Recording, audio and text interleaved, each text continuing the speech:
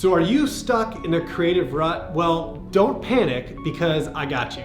Today, I'm going to share with you 3 tips to tap into your creative genius, and stick around until the end to find out why the Millennium Falcon might be able to help you awaken the creative beast that you are meant to be. Tip number 1 is disrupt functional fixedness.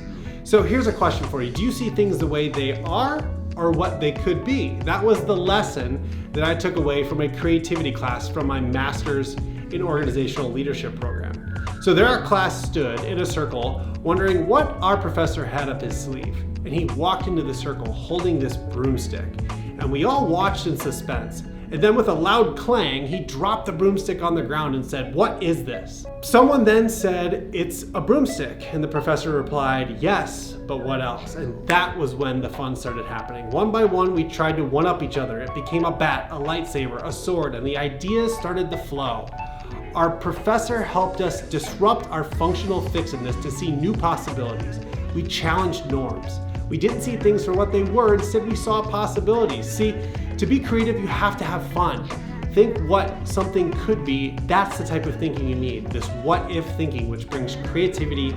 We have to use our imagination. Tip number 2 is try the Torrance Test. James Kaufman, and I think that's how you pronounce his name, an American psychologist, created the Torrance Test to test one's level of creativity. So in this test, you're presented with incomplete figures, given a pen, and told to finish the drawing. It's kind of fun. It forces you to work your creative muscle.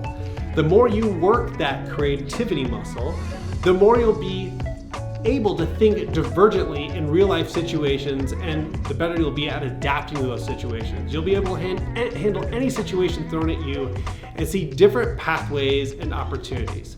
So this kind of builds on tip number 1, where you can disrupt the brain's natural inclination to see things for what they are and instead see them for what they could be or possibilities. So training your brain to be adaptable will help you solve problems like how to give tough feedback to someone, how to network virtually during a pandemic, or even pivot your company when you need to, like right now during a pandemic. The more creative you are, the more possibilities you see. It's like going from having a little pocket flashlight to a massive spotlight with your creativity. So trying a test like the Torrance Test will help you see how your brain reacts to forced creativity. I'll leave a link down below to some examples so you can try it out and work that creativity muscle yourself. And last but not least, tip number 3, have fun and play. So I remember as a kid growing up in Northwest Illinois during the long, frigid winters, I had to be pretty creative when stuck indoors during those winters. Honestly, it wasn't that hard because I was a kid. I'd build forts, play with toys, create a mini golf course. The opportunities for fun were endless. But then I got old and way more boring, all because I stopped playing. Well, now I have kids, a 3-year-old, a 5-year-old, and an 8-month-old, and my creativity has emerged from hibernation. My kids ask me to be Gaston, a dragon, or a Jedi, and I can tell you that by playing, laughing, and letting my inner child come back for a visit, it's really helped me out with my creativity.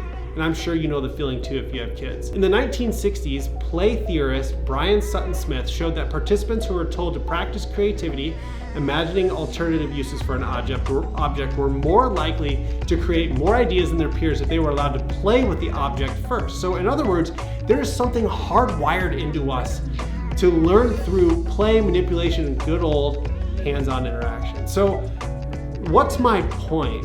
You don't need to go run around a playground pretending you're a dragon or a Jedi. That would just be kind of weird. What I'm getting at here is encouraging you to play video games or build a puzzle. Get that Millennium Falcon Lego set you've been eyeing at Target for the past 6 months.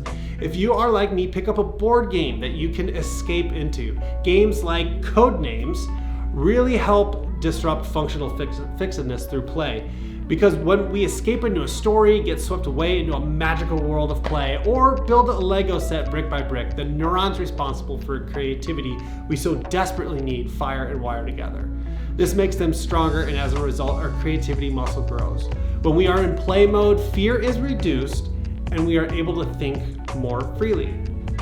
Well, friends, I want to leave you with this. Einstein, a pretty smart guy, once said that imagination is more important than knowledge. Knowledge is limited. Imagination encircles the world. So I challenge you to use these 3 tips to unlock your creativity. Challenge your thinking, think outside the box, see new possibilities, and last but least, play more. Have fun, and let that imagination blossom. Thanks for watching, and I hope this helps you advance your career and become the best leader that you can be.